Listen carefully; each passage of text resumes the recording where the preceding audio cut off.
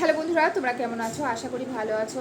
আমি শিল্পী, আমার চ্যানেলে তোমাদের সবাইকে ওয়েলকাম করছি। আর এখন বাজে হচ্ছে 6টা, 6:30।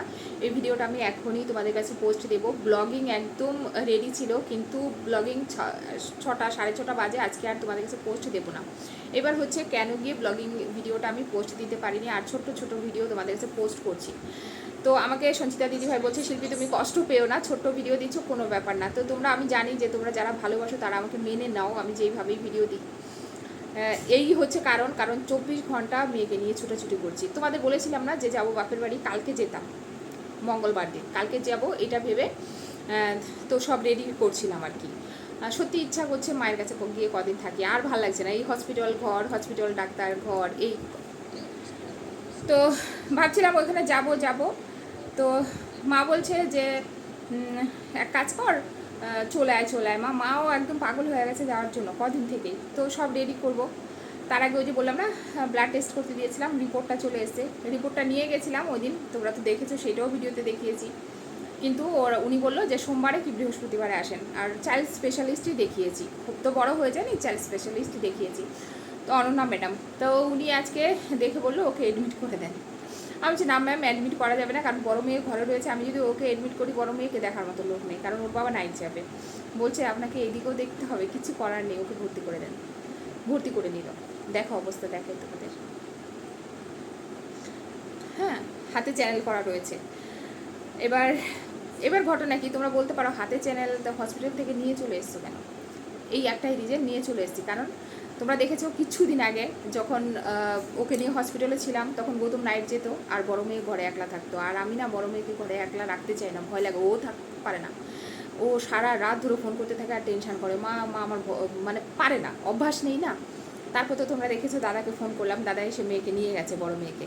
তো দাদা তো আর এই 1-2 দিনের জন্য আসতে পারবে না। আর আমরা কালকে পরশু দিন এমনিও চাকদায় যেতাম। তোমাদের বললাম না যে তাড়াতাড়ি মায়ের কাছে যেতে চলেছি। আর মাও খুব অধীর আগ্রহে বসে রয়েছে, যেহেতু গাছের আমগুলো সব পাকছে। বাচ্চারা খাক না খাক, মেয়ে আসবে, নাতি আসবে, নাতি জামাই আসবে, একটা মার আনন্দ আর কি। নাতি মানে জামাই আসবে, এরকম একটা। তো সেইখান থেকে ভাবলাম তাহলে ডাক্তার দেখিয়ে ভালো ওষুধ টষুধ নিয়ে নিই যদি কোনো সমস্যা থাকে। আর তোমরা তো দেখেছো হিমোগ্লোবিনটা বেড়েছে। হ্যাঁ, কোনো অসুবিধা নেই, তবু কিছু ছোটোখাটো ট্রিটমেন্ট আছে, সেগুলো করবে। করে তারপরে ছুটি কালকেই দিয়ে দেবে। তো আজকে বললাম যে ছেড়ে দেন, আমি ঘরে নিয়ে রাখি, আমি চ্যানেলের কিছু করবো না, ওইভাবেই থাকবে। যদিও এটা করা উচিত নয়, তাও ওরা যেহেতু ছোট্ট বা মেয়ে, যেহেতু ভোগ বড় না, আর আমি যেহেতু অসুবিধায় আছি, তো ওদের সাথে কথা বলে, নার্সদের সাথে, ডক্টরের সাথে কথা বলে তারপরে বাড়ি নিয়ে চলে এসেছি। এবার বুঝতে পারো সকাল থেকে পুরো দৌড়াদৌড়ি। ব্লগ অলরেডি আমার রেডি, শুধুমাত্র একটুখানি ভয়েস ওভার দিয়েই ছাড়তে হবে। এখন বাজে 6:30 মতো। ওইটা ভয়েস ওভার দিয়ে তোমাদের কাছে পোস্ট দিতে দিতে প্রায় 8টা বাজবে। আর 8টায় ভিডিও দেওয়া বোধহয় ঠিক হবে না, তাই আমি তোমাদের কাছে ছোট্ট করে একটা ভিডিও করে আপডেটটা দিলাম। কালকে অবশ্যই ব্লগিং ছোট্ট হোক বড় তোমাদের কাছে পাঠাবো। এই হচ্ছে অবস্থা। আর এই যে দেখো আমার পুচকু, হাতটা দেখো, আমার প্রচুর এই ফার্স্ট হাতে চ্যানেল করা হলো। মেয়ে আমার এত খারাপ লাগছিল, কাঁদেনি কিন্তু খুব ভয় পাচ্ছিল। কি ভয় পাচ্ছিল বলো? প্রচণ্ড প্রচণ্ড ভয় পাচ্ছিল। আর বড় মেয়ের তো বললাম না, ওর যা সাহস আমার এখনো মনে পড়ে। আমার বড় মেয়ের যখন চ্যানেল হচ্ছিল, একটা হাতেই 3বার 4বার করে ফুটো করা হচ্ছিল অত। আর ডাক্তাররা বলছিল বাপরে কত সহ্য মেয়েটার।